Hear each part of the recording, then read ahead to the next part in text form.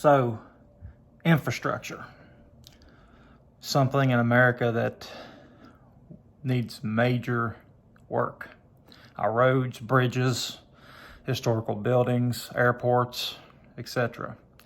President Trump tried and failed because of the Congress to get infrastructure plan through. And it's something sorely needed and something that he would have done in his second term, given that Congress would have not been controlled by the Democrats. But now Joe Biden is pushing a $3 to $4 trillion infrastructure plan, except that it's not actually for infrastructure. It's just another left-wing push to get things through before 2022. But now the $3 to $4 trillion, you might be thinking, yeah, for infrastructure, we need more roads, bridges, we need to improve them, we need airports, our airports are pale in comparison to airports in Europe and even Asia. Historical landmarks are crumbling. So we need it. But the catch is the $3 to $4 trillion that Biden wants to put toward it, just a very, very small portion is going to go to those things. Most of it is going toward alternative fuels, solar, wind, and anything else. We were energy independent. Oh, I guess we still are because of Trump. President Trump put us energy independent for the first time in I don't even know how long. And now it won't be long before we are not anymore. We'll have to buy from the Middle Eastern countries again. President Trump wanted to and did work on alternative fuels while we still have the fossil fuels that we can run on, and work to improve alternative sources of energy, because they're not there yet. Those sources of energy aren't ready. They're not efficient. So the things that this bill will do, again, subsidize toward electric cars and putting up those charge stations all over the place where you plug in your car.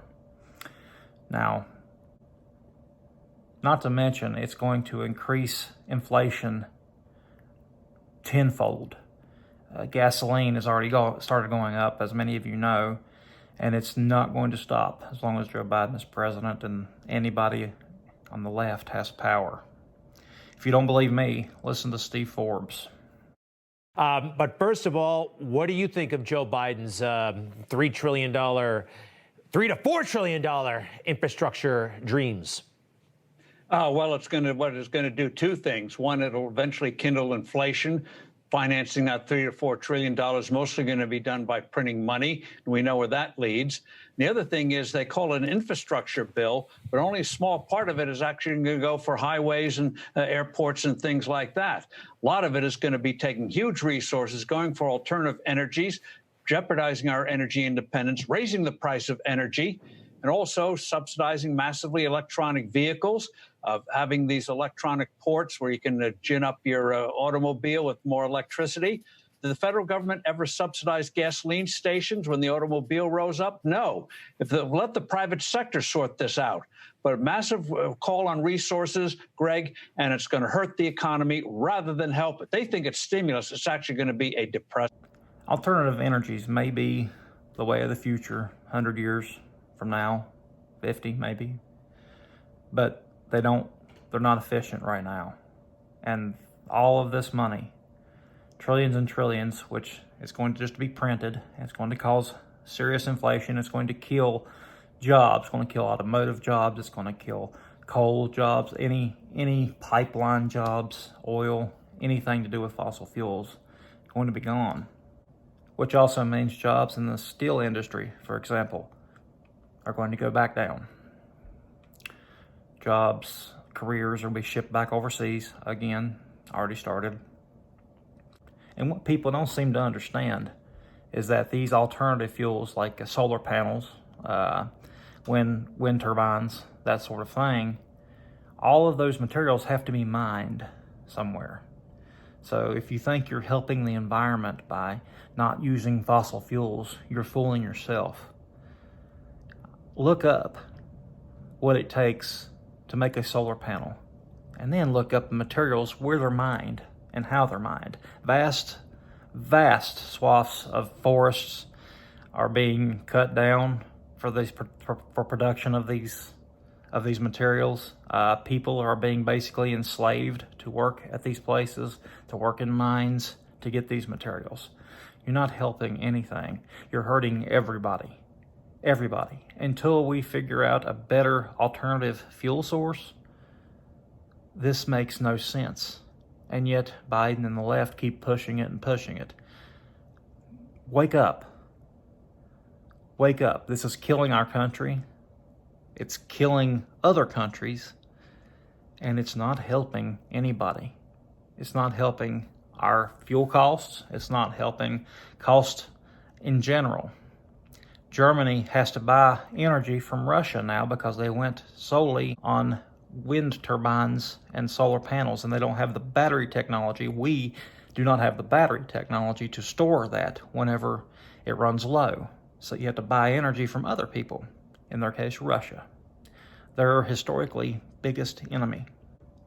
So in closing, again, this infrastructure plan, $3 to $4 trillion, if passed, will maybe forever change our culture, how we live, how we get around, and not for the good. It is not going to build new roads. It's not going to fix our existing roads. It's not going to fix bridges who badly need it. It's not going to fix historical sites. It's going to go toward these quote unquote new and better technologies, which none of them are new and none of them are better. Remember, nearly every Democrat in Congress is a leftist. And leftists do not love America. They do not care about this country. All they care is about getting you reliant on them, or they can control you. They want to spend trillions to inflate the cost of living. They want to take away your guns so you can't defend yourself against anyone or them. And they're letting massive amounts of people across the border and flying them into every state. If you think you're safe, that the border crisis will not touch you, think again. They won't even let reporters down there. So there's no freedom of the press, right? That's another video. Think about it. Use your mind. Don't let others tell you what to believe. Look it up. Until next time, God bless.